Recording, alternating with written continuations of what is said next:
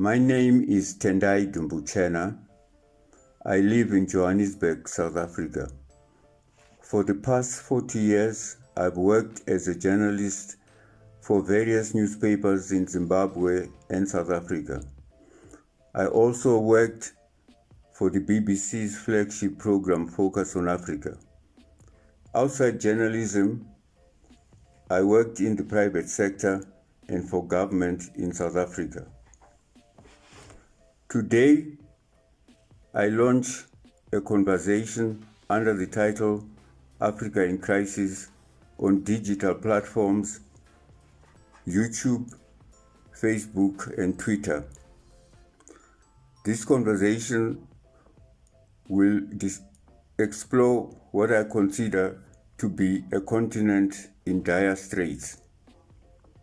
Africa's failure to develop the economies of its nation states and qualitatively transform the lives of its 1.3 billion people is a situation that calls for urgent, critical self-examination. Since 6 decades ago, when most African countries attained independence from European colonial powers, the continent has lagged behind the rest of the world in all key performance areas. The continent has largely failed to set itself on a sustained upward economic trajectory to elevate the living standards of its people. It has also failed in the majority of states to entrench a democratic and accountable governance framework.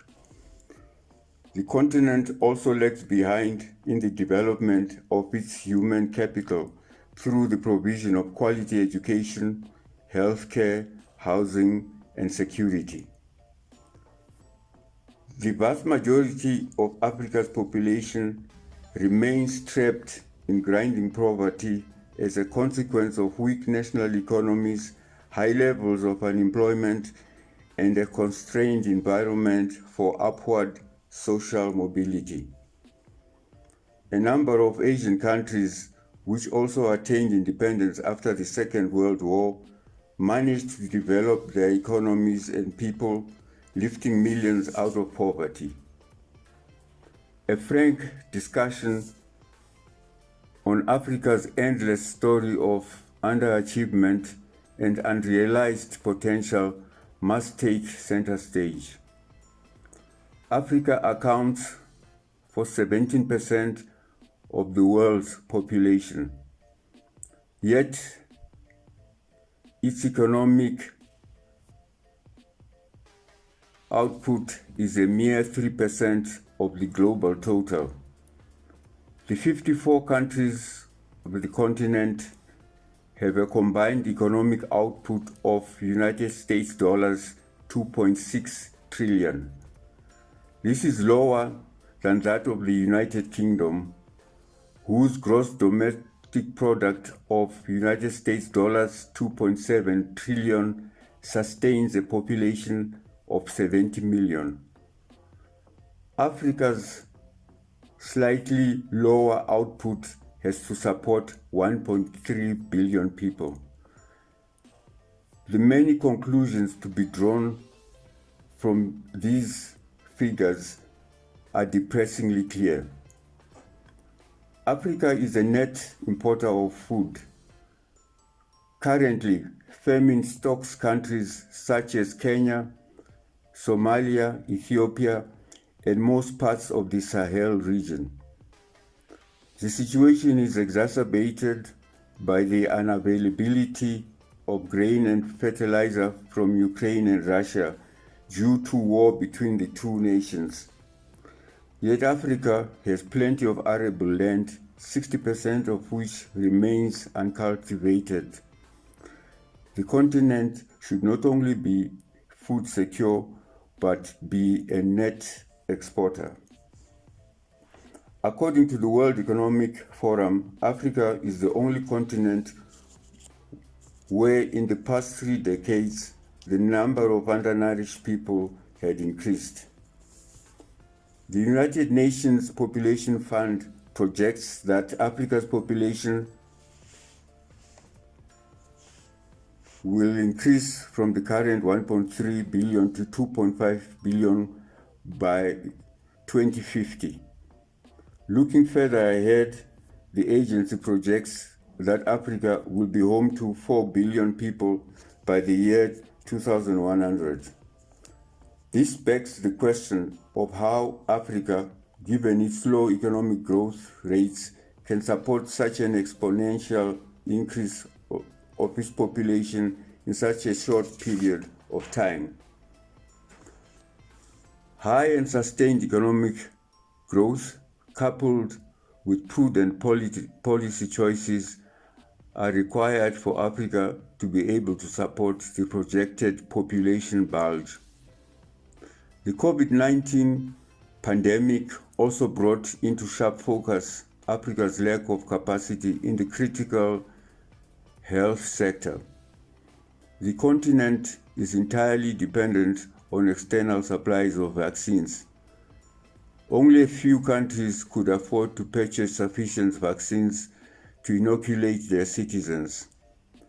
The rest were the mercy of limited supplies from COVAX, an international collaborative initiative to supply vaccines to poor countries. A combination of a young population and a benign climate saved Africa from high fatalities.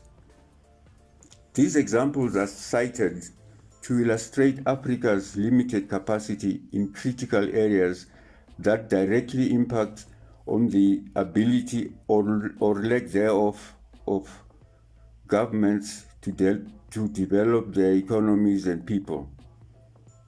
Such severe capacity constraints render largely unattainable the African Union's Agenda 2063, which outlines a multifaceted vision of a prosperous, democratic, and stable continent.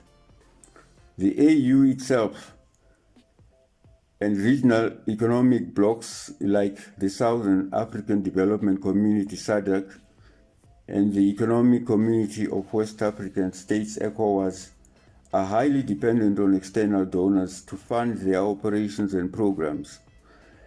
This dependence starkly highlights a fundamental weakness of African national, regional, and continental institutions that are mandated to drive the continent's political and economic agenda.